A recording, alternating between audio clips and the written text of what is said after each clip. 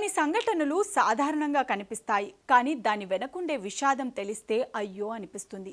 ఇటీవల ఒక భారతీయ మహిళను దుబాయ్లో హత్యా నేరం కింద ఉరితీశారు.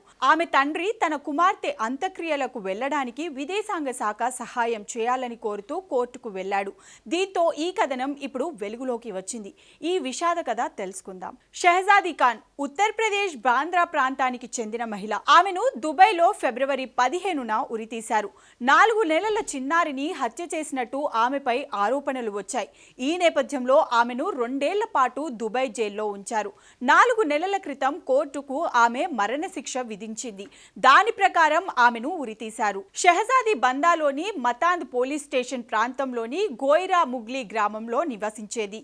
దుబాయ్ వెళ్లే ముందు షెహజాదీ ఖాన్ రోటీ బ్యాంక్ అనే సామాజిక సంస్థలో పనిచేసేది. చిన్నతనంలో జరిగిన ప్రమాదంలో ఆమె ముఖం ఒకవైపు కాలిపోయింది.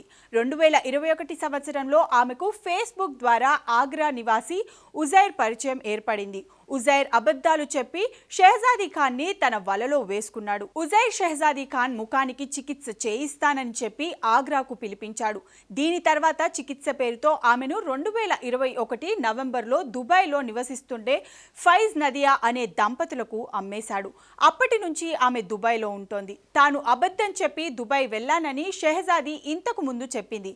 ఆమెను కొనుగోలు చేసిన ఫైజ్ నదియా నిత్యం వేధించేవారు. వాళ్ళు ఆమెను ఇంట్లోనే బంధించారు. వాళ్ళు ఆమెని ఎప్పుడూ బయటకు వెళ్ళనివ్వలేదు. ఎప్పుడూ కొడుతూ ఉండేవారు. ఆమె చాలాసార్లు భారతదేశానికి తిరిగి రావాలని అనుకుంది. కానీ ఆ దంపతులు ఆమెని వదల్లేదు.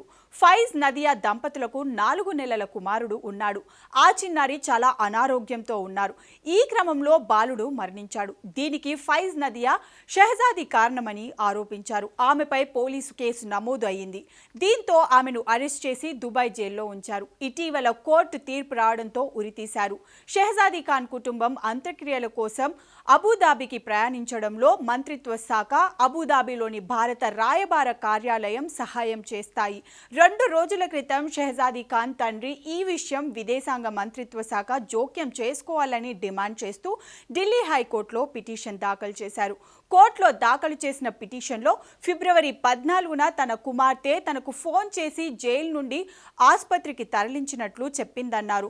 ఆమెను ఉరితీస్తున్నట్లు అప్పుడే చెప్పినట్లు షెహజాదీ తండ్రి పేర్కొన్నారు. అబుదాబి చట్టం ప్రకారం షెహజాదీ ఖాన్ కి క్షమాపేక్ష కోసం సహకరించాలని అబుదాబిలోని భారత రాయబార కార్యాలయానికి లేఖ కూడా రాశానని, కానీ దానికి సమాధానం రాలేదని, ఈలోపు తన కుమార్తెను ఉరితీశారని షెహజాదీ ఖాన్ తండ్రి తన పిటిషన్లో పేర్కొన్నారు. ఈ పిటిషన్పై వచ్చిన నోటీసులకు రాయబార కార్యాలయం కోర్టుకు సమాధానమిచ్చింది. యుఏఈలోని భారత రాయబార కార్యాలయానికి యుఏఈ ప్రభుత్వం నుండి ఈ సమాచారం ఫిబ్రవరి 28, 2025న అందింది. ఈ సమాచారాన్ని విదేశాంగ మంత్రిత్వ శాఖ మార్చి 3న ఢిల్లీ హైకోర్టుకు అందించింది. షెహజాదీ ఖాన్ అంత్యక్రియలు మార్చి 5న జరుగుతాయని విదేశాంగ మంత్రిత్వ శాఖ కోర్టుకు తెలిపింది.